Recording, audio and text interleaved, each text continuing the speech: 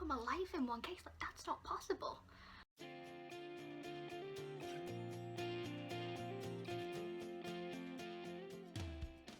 Hi guys, I'm Megan. I decided I wanted to make a blog because I have some very exciting news.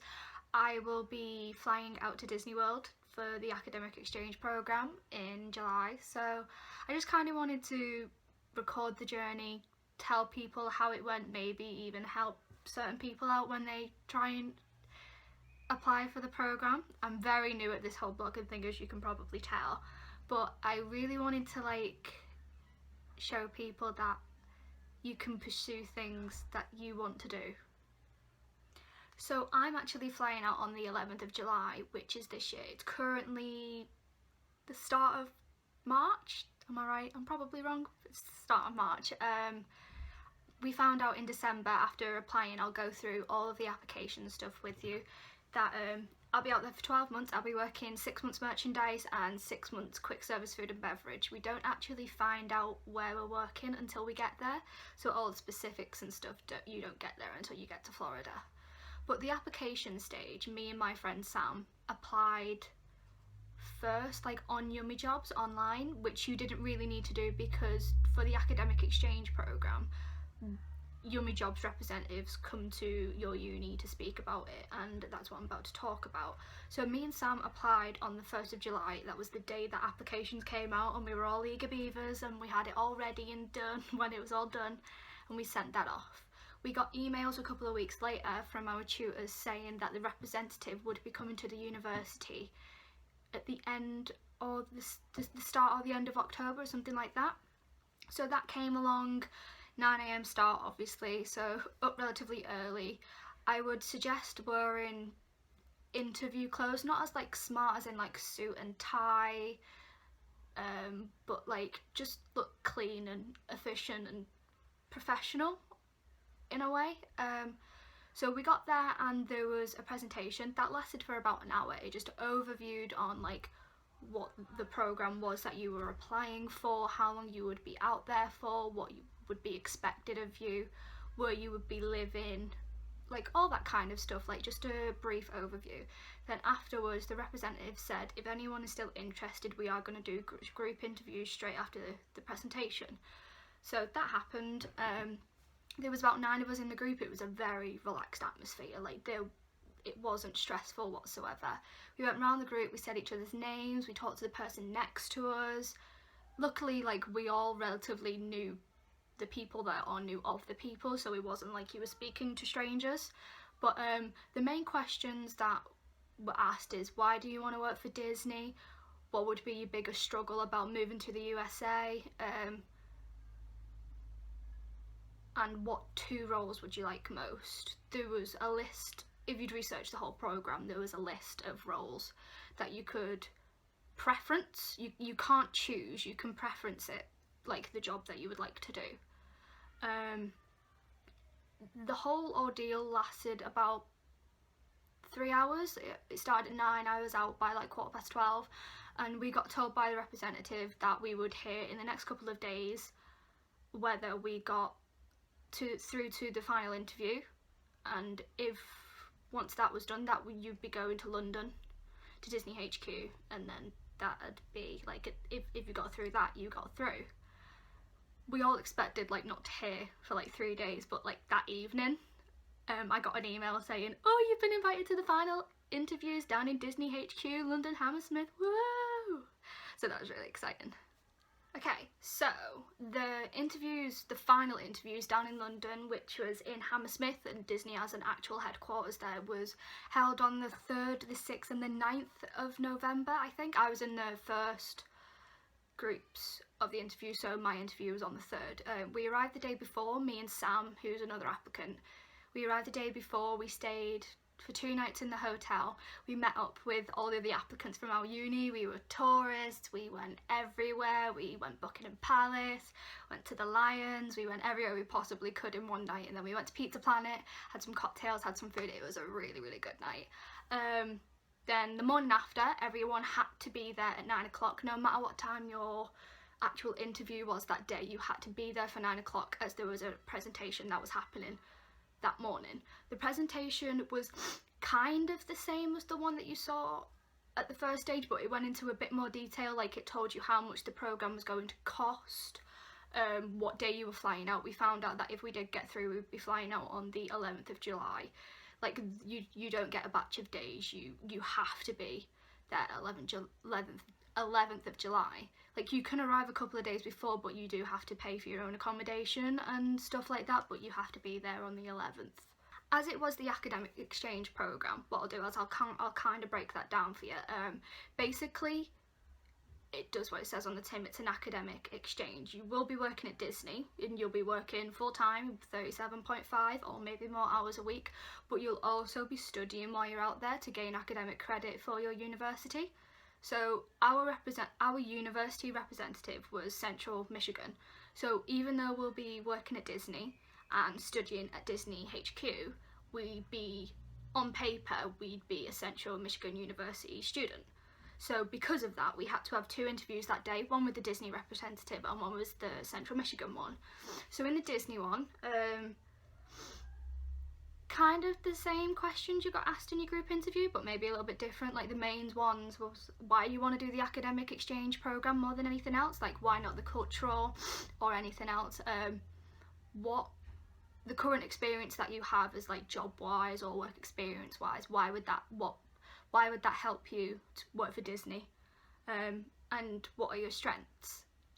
So it's good to prep for the interview. I did a lot of prep. I might have done a little bit too much prep. I had like 5 pages and the Disney interview was over in like 10 minutes. But I think it's better to be over prepared than under prepared. So after the Disney interview, we had the Central Michigan University interview. I loved the guy that interviewed us. He was so nice. He was so interested in what you had to say. Like, he was one of them interviewers that if you answered a question that seemed interested to him, he wouldn't just ask another question, he would ask a question that was relevant to what you just said. So he asked me what my weaknesses were, what work experience do you enjoy the most and why. So I have the opportunity to volunteer at an events company, and I told him about how passionate I was and how I got into it, and we had a good like 10-minute conversation of how I got into working for the company that I volunteer for, why I love it so much, because I ended up attending first and then ended up working for them, and how my friends helped me along the way. Like, it was really nice to actually that he seemed interested in the topic. And another question that he asked is, what would your employers praise you on the most? That was a kind of tough one, because you kind of want to say, but then you don't want to feel really big-headed. But he was really, really nice. The whole thing took about 4 hours. I was out by like 12:30, 1 o'clock. Very relaxed. Like, at not one point did you feel like under pressure, stressed, intimidated at all. Like, the whole atmosphere, like walking into Disney HQ and seeing like a big rhinestone Mickey Mouse, it just like, it makes the whole day for you. So that was really, really good. We also, oh yes, we got told as we walked out the building that the latest that we would find out was the 15th of December. The Disney representative did say that because they were flying to another country after us for the same, I think she said the Netherlands or Norway, that they were flying to afterwards for the same like application in another country, and it was Thanksgiving a couple of weeks after. We could like possibly find out any time after Thanksgiving, but definitely before the 15th of December. It was a long waiting game, definitely, but when you find out, it's completely worth it. 6:46 p.m. on the 8th of December, I got the email. It was, you can't even describe the feeling. I was actually eating sausage, mash and gravy in the house that I live in now, and my phone was on the other side of the room, and it like, my phone just blew off. It was like ding ding ding, like Facebook message, because all of us guys from the university have a group message, and like, it was one of the girls saying check your emails, and like, we knew like that they were coming through. And then I looked at my phone and like, it said, like, I read nothing but congratulations, and I stared at my phone like, I thought I'd hit the roof, and like I just stared at it for like 5 minutes, and I looked at my boyfriend and I was like, go to Disney? And he thought I was lying because I was so casual about it, but it didn't sink in. Like, I'm going to Disney World, I'm going to be a cast member. Mickey Mouse is going to be my boss for a whole year. Like, it's not something that just like, oh yeah, yeah, that's fine. It's amazing. After we managed to, like, I did hit the roof a little bit, but after all that came down, I looked at the official papers and what needed to be done. Turns out I will be working 6 months in merchandise, like I said before, and 6 months in quick service food and beverage.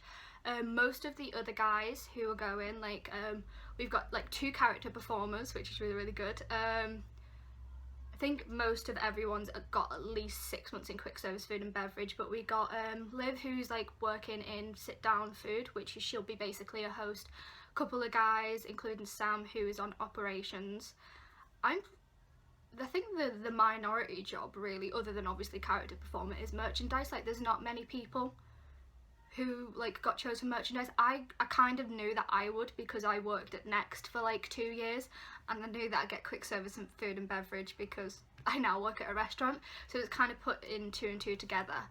Like, I believe that they want to put you somewhere where you're relatively experienced, so they don't have to waste that much time training you from scratch, which is understandable. But yeah, that was done. We were told that once we had the emails, we had 30 days to accept the offer or not, which, duh, you're gonna do. But you had to send off a certain amount of money, which was, I think it was $350 as an acceptance fee, which works out as like your first 2 weeks rent and the cleaning of your room before you get there, and the housing events that happen when you're there. So it kind of makes sense, but like, it's kind of like, yes, to accept this program you must pay. It's like, oh. Then a couple of days later I had another email saying that I had to get a DBS check, which is a criminal background check, that every Disney employee has to have. You have to pay for that to be sent off, so that was another £75. One thing I will say, that if you do want to work for Disney, is that make sure you do have the money for it, or you have some way of getting the funds. Like, it does cost a lot of money and it is a little bit daunting. Luckily I have amazing family that is like helping me out, but I would definitely, you can't go in blind. You have to admit that it's going to cost a lot of money, and that you may not make the money back when you're out there. Yeah, you may be working full time, but you are paying rent as well while you're out there. Like, you're not gonna really make a profit of what you're doing out there, but like, it's, if you love Disney so much, which I do, which is like so obvious, like, it's totally worth it. It doesn't matter what you get out of it. You're not expecting to come out rich, you're coming out with an experience. Like, because I was an eager beaver, I'm always an eager beaver, like, it's always going to be a thing. We started looking at flights straight away.